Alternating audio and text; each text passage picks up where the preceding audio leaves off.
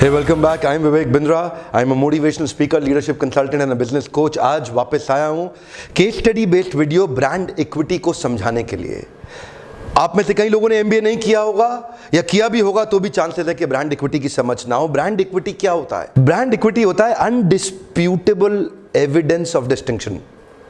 अनडिस्प्यूटेबल evidence of distinction, इसका क्या अर्थ हुआ?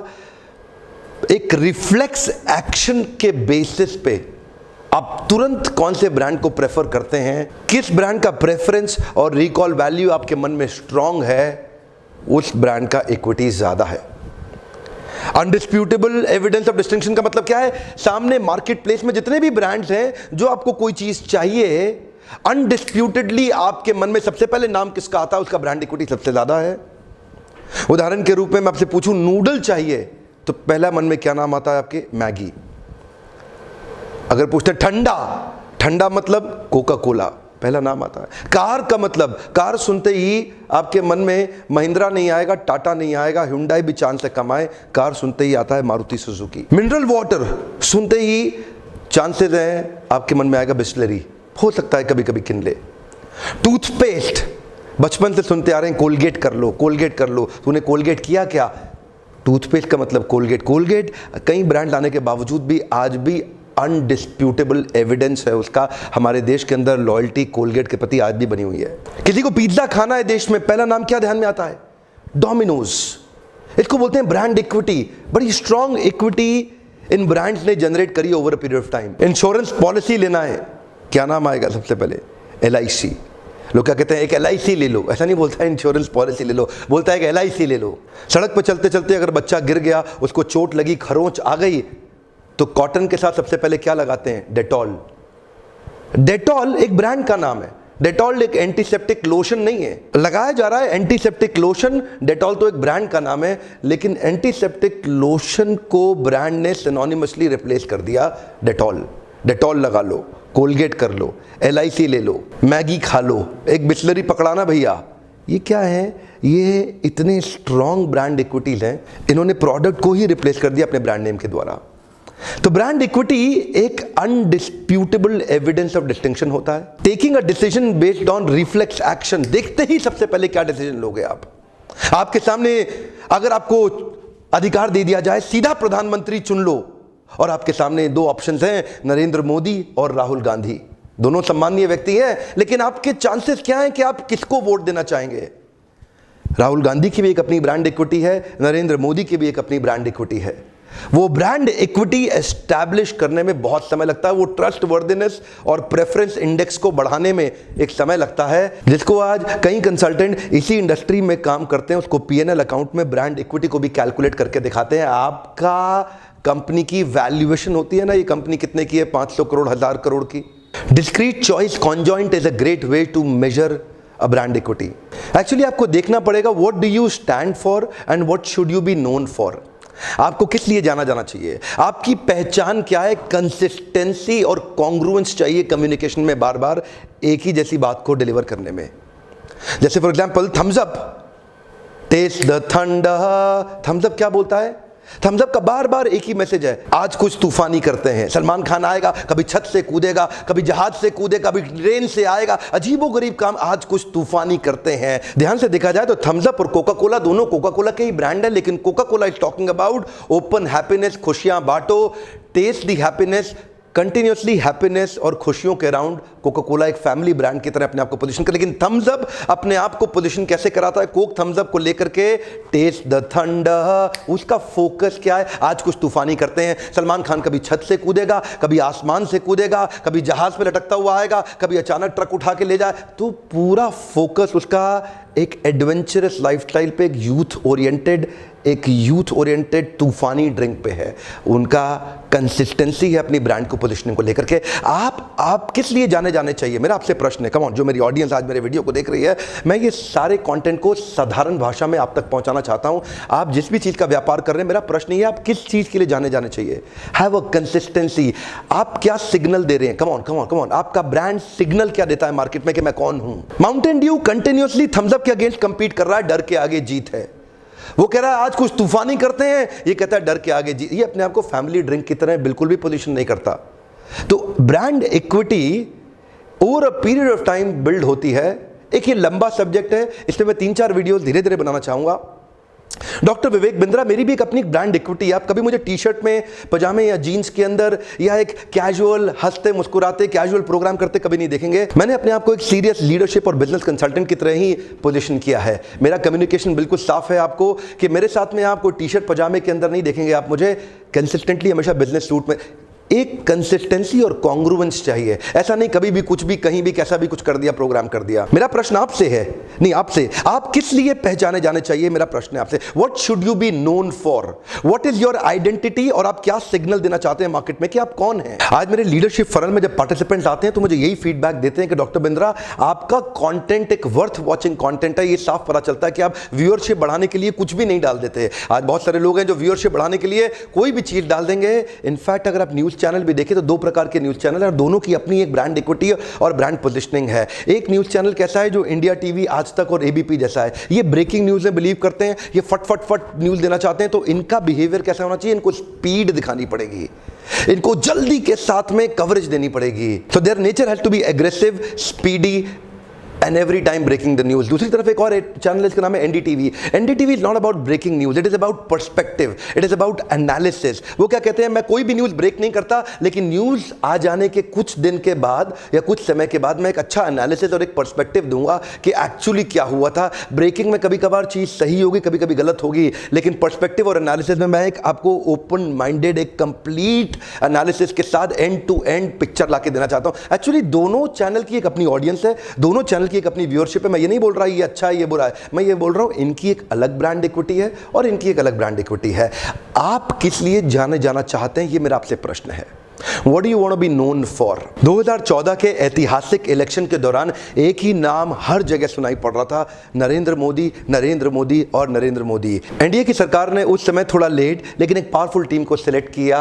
ओगिलवी से थे पीयूष पांडे और मैडिसन से थे सैम बलसारा।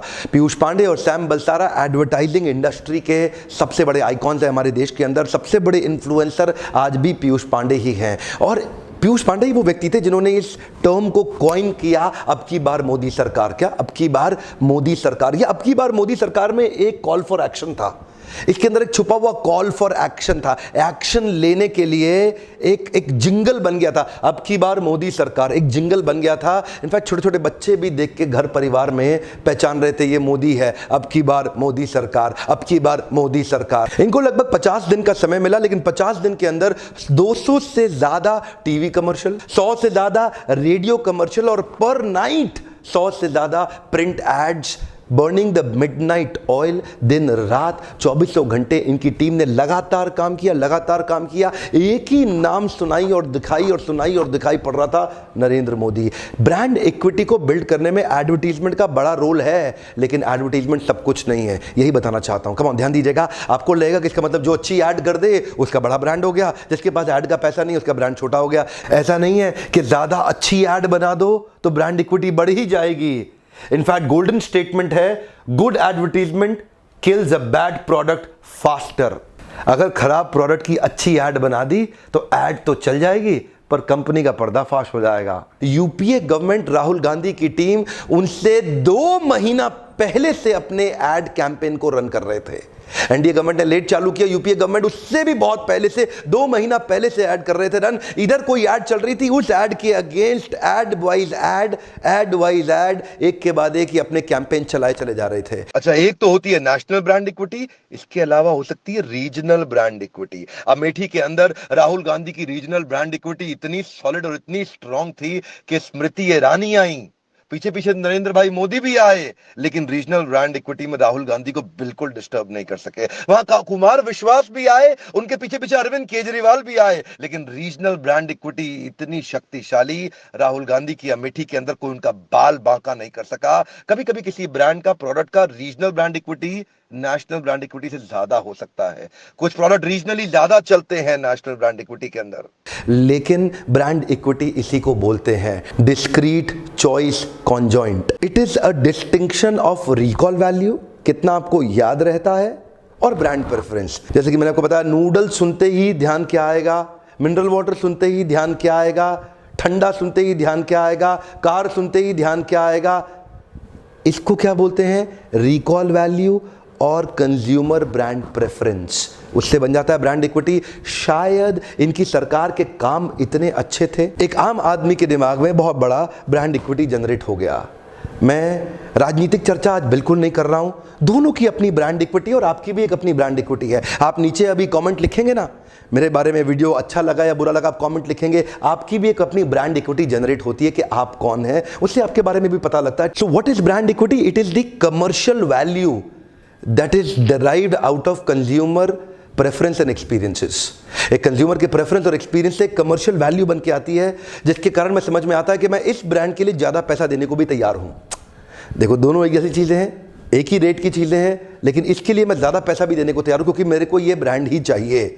वो ब्रांड आप एस्टैब्लिश और बिल्ड कैसे करते हैं, उसमें आपको कंसिस्टेंसी चाहिए, एक ऑनेस्टी चाहिए और अपने प्रॉमिस को डिलीवर करना पड़ेगा। अगर आप अपने प्रॉमिसेस को डिलीवर नहीं कर रहे अपने ब्रांड के अंदर, तो आपकी ब्रांड इक्विटी धीरे धीरे नीचे आ जाएगी। एनडीए गवर्नमेंट ने अपने कैंपेन को 3 हिस्सों में डिवाइड किया। पहला हिस्सा उन्होंने कैंपेन पे चलाया अनहैप्पीनेस पे, जनता माफ नहीं करेगी। दूसरा कैंपेन उन्होंने चलाया होप के ऊपर, वाह वाह अच्छे दिन आने वाले हैं, आने वाले हैं। और तीसरा हिस्सा चलाया कैंपेन का कॉल फॉर एक्शन पे, फाइनली अब की बार मोदी सरकार।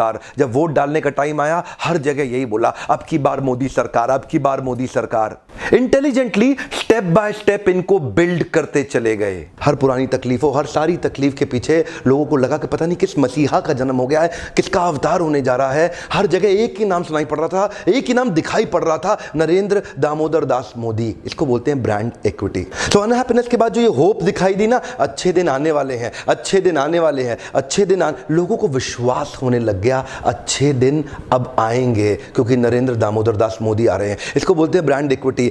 अगर तो ये ब्रांड अपने प्रॉमिस को डिलीवर किया तो अगली बार चलेगा, और अगर ये ब्रांड अपने प्रॉमिस को डिलीवर नहीं किया तो ये अगली बार डूबेगा। ठीक उसी प्रकार आप कमर्शियल ब्रांड्स बहुत सारे देखते हैं। आप आज वोट दे रहे हैं, आप आज अपने टैक्स का पैसा दे रहे हैं, अगर इस सरकार ने अपने प्रॉमिसेस को डिलीवर नहीं किया तो उसका ब्रांड इक्विटी डाइल्यूट होने लगेगा। इसका मतलब है प्रेफरेंस, इसका मतलब है रिकॉल वैल्यू। वो ब्रेन टैटू हो जाता है, लोगों के दिमाग में छपने लग जाता है। नरेंद्र मोदी ने बोला मैं प्रधान सेवक हूं, वो अपने बारे अब लगातार लोगों को कम्युनिकेट कर रहे थे अपने बारे में। अच्छा ध्यान दीजिएगा, ये ब्रांड इक्विटी बढ़ती और घटती है प्रॉमिसेस को डिलीवर करने के बेसिस पे। तो जैसा ये पॉलिटिकल पार्टीज के साथ है, ऐसा ही कॉर्पोरेट्स और ऐसा ही कमर्शियल ऑर्गेनाइजेशंस में होता है, ऐसा ही सब जगह पे होता है। अगर आप एक यूट्यूब चैनल पे भी जाते हैं और वहाँ पे आपको वीडियो देखने के बाद कुछ अच्छा कंटेंट नहीं मिलता, ऐसा लगता है कि जैसे कुछ बस व्यूअरशिप बढ़ाने के लिए थंबनेल तो अच्छा लगा दिया लेकिन अंदर खोखला कंटेंट है, तो आप उसके पास दोबारा वापस नहीं आएंगे। ठीक उसी प्रकार डिलीवरिंग द प्रॉमिस। एक्चुअली आपको समझना पड़ेगा, ब्रांड एक नेम, लोगो या टैगलाइन नहीं होता। एक ब्रांड लोग समझते हैं ये लोगो है, ये ब्रांड है, ये इसका ब्रांड लोगो है। ब्रांड नेम, लोगो या टैगलाइन, नेम, लोगो या टैगलाइन एक जरिया होता है ब्रांड को कम्युनिकेट करने का। Their only mediums of communication. Brand होता क्या है? ब्रांड होता है एक महसूस कराने का तरीका। People don't remember who you are, they remember how do you make them feel. One more time, come on come on come on come on, ध्यान दीजिएगा। लोग कोई याद नहीं रखेंगे कि कौन कैसा है, कौन क्या है, किसके पास क्या माल है। वो याद रखेंगे आपने उनको कैसा महसूस कराया। अगर आप उसको अच्छा महसूस कराएंगे, प्रेफरेंस इंडेक्स बढ़ने लगेगा। अगर आप खराब महसूस कराएंगे, प्रेफरेंस इंडेक्स घटने लगेगा।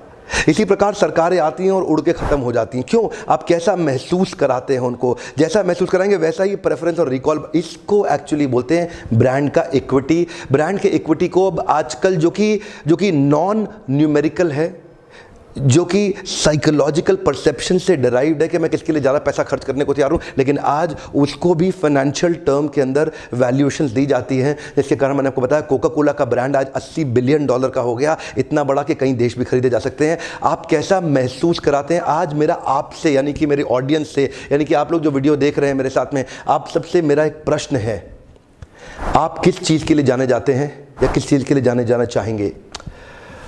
What do you think are you known for? What should you be known for?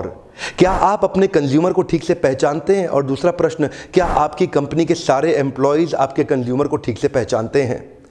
मेरा तो प्रश्न सुनिए, क्या आप अपने कंज्यूमर को ठीक ढंग से पहचान पाए हैं आज तक? क्या आपके सारे एम्प्लॉयज आपकी कंपनी में आपके कंज्यूमर को ठीक ढंग से पहचान पाए? अगर आप नहीं पहचान पाए तो आप कंसिस्टेंसी उस कम्युनिकेशन में, कंज्यूमर टच पॉइंट के एक्सपीरियंस में वो कंसिस्टेंसी नहीं दे पाएंगे।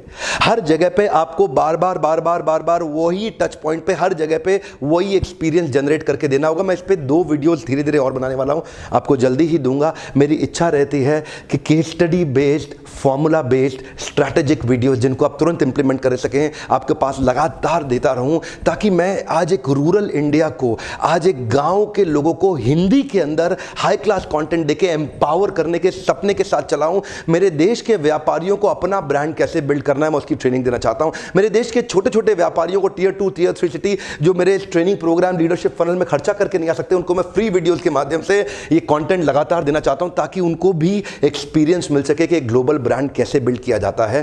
हालांकि फिर भी अगर आप थोड़ी हिम्मत जुटा के कुछ इन्वेस्टमेंट करना चाहते हैं तो इस ट्रेनिंग प्रोग्राम में लीडरशिप फनल के जरूर आइए। हम यहां पे एंटरप्रेन्योर्स को बिल्ड करने के सपने के साथ में इस ट्रेनिंग प्रोग्राम को लॉन्च किया है। हमारा कंसिस्टेंटली प्रयास है कि हमारे देश के छोटे छोटे व्यापारियों को हम लोग अब बिल्ड करके नेक्स्ट लेवल पे लेके जाएं। इसी सपने के साथ हम लोग चलते हैं। आपका जो खर्चा है ना ट्रेनिंग प्रोग्राम का, वो अपने आप आपको कई गुना कमा के देगा। ये मेरी जिम्मेदारी है, आप आए, ये आपकी जिम्मेदारी। इसी नंबर पे फोन करके चेक करें अगली तारीख कब की है। अगर इन वीडियो से आपकी मदद होती हो जरूर जरूर जरूर लाइक दीजिए, मेरा भी उत्साह बढ़ता है और अच्छा लगता है, पता लगता है कि आपको इससे मदद हो रही है। क्या आपने सब्सक्राइब तो किया हुआ है लेकिन बेल आइकन को हिट नहीं किया? जरूर कर लीजिए, क्योंकि YouTube का एक नया एल्गोरिदम आ गया है। अगर आपने बेल आइकन को हिट नहीं किया तो नोटिफिकेशन आप तक आएगा नहीं, कभी कभी ही आएगा। अगर आप चाहते हैं इस प्रकार के शक्तिशाली वीडियो आप तक सबसे पहले पहुंचे, जरूर बेल आइकन को हिट कर लें। अभी तो आपसे प्रश्न पूछा था, मेरा प्रश्न फिर वही है आपसे आज कि आप किस चीज के लिए जाने चाहिए। What should you be known for? Coca Cola किस चीज के लिए पहचाना जाता है?